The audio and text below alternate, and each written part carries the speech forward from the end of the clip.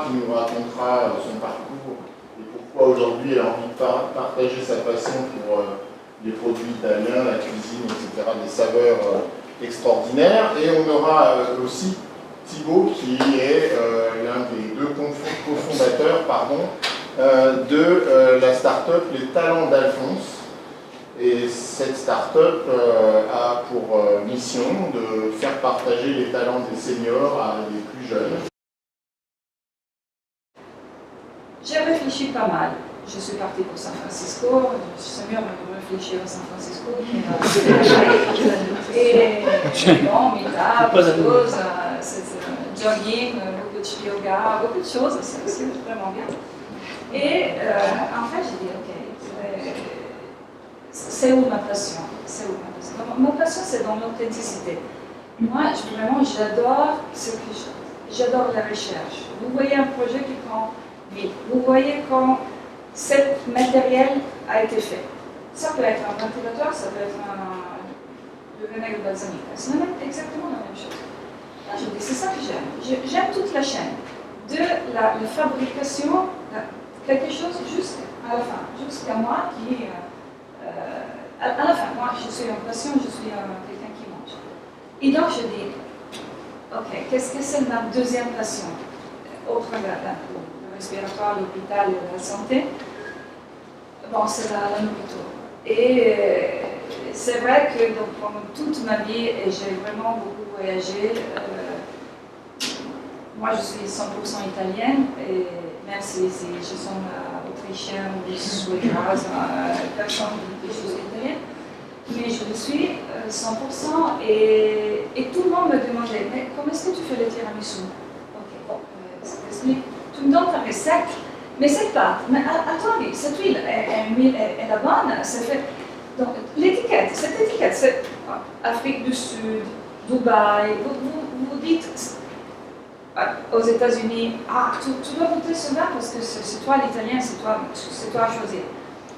Et bon, et alors je dis, ok, j'adore ça. Je cuisine depuis, j'ai commencé à cuisiner à 5 ans, à l'âge de 5. Donc ça fait déjà 50 ans que je fais de la cuisine.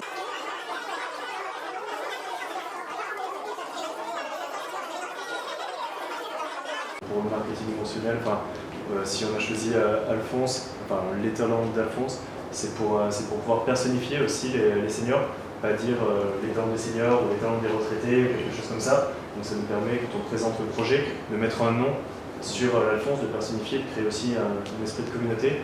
On fait des événements, donc pour l'instant on a fait 4 apéros Alphonse, c'est-à-dire ces apéros pétanques qu'on fait à côté de notre incubateur.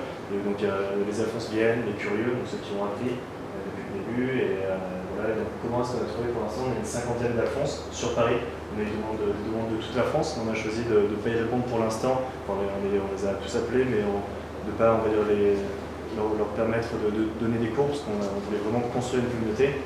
Et donc c'est à travers des médias, à travers le TEDx, à travers, nous on va dans des maisons de quartier ou autres pour rencontrer les seniors. Et après c'est beaucoup de bouche à oreille aussi, c'est des personnes qui justement ne sont pas que sur les réseaux sociaux, voire pas trop, mais quand ils aiment quelque chose, on parle facilement au téléphone, autour d'eux, en physique, quand ils vont faire les courses, etc. Donc qui nous communiquent différemment que nous.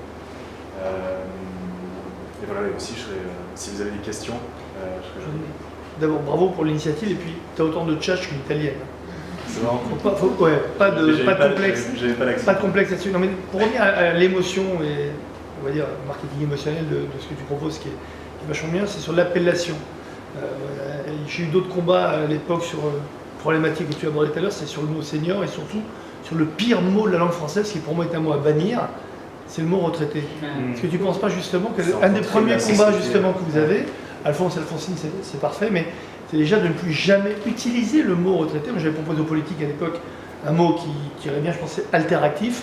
C'est de montrer qu'il passe d'une activité à une autre activité et pas à une inactivité, qu'il y a la plupart ce qu'on appelle retraités, qui travaillent beaucoup plus et beaucoup mieux après leur retraite qu'avant.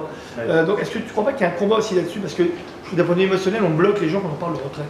Donc je suis tout à fait d'accord, mais c'est pour ça qu'on a vraiment choisi de trouver un autre mot, parce que retraité, en soi, ça veut dire retrait, donc c'est le retrait de la vie.